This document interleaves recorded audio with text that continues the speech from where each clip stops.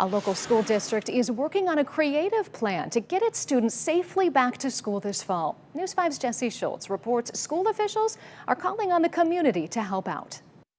They say it takes a village to raise a child. Well, Joy Hemphill is part of Wooster's village. I just feel that it's my turn to help, and I need to do what I can. She's one of Wooster City Schools' community volunteers. They're not providing direct instruction or direct care. All of our volunteers are just kind of helping on the periphery. But without those volunteers, really the system is going to struggle to come together.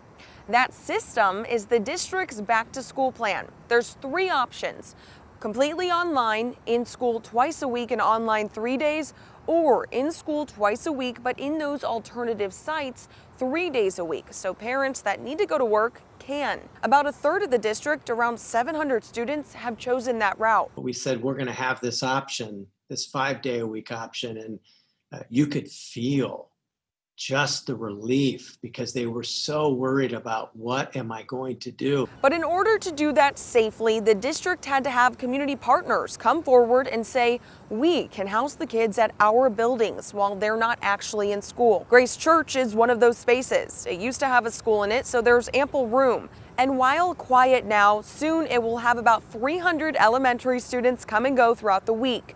Hemphill says she's retired and had time to volunteer, but also, as a mom herself, recognized there would be families who needed the help. We can step in and volunteer and provide the necessary supervision for those kids who can't remain at home and still need someone to keep an eye on them and keep them focused on their learning and safe activities. And while retired life may look a little different than she anticipated this year, she says she's okay with that.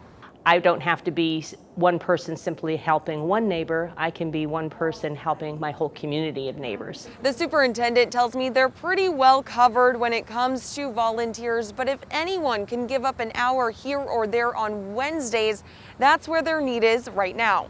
Reporting for News 5, I'm Jesse Schultz.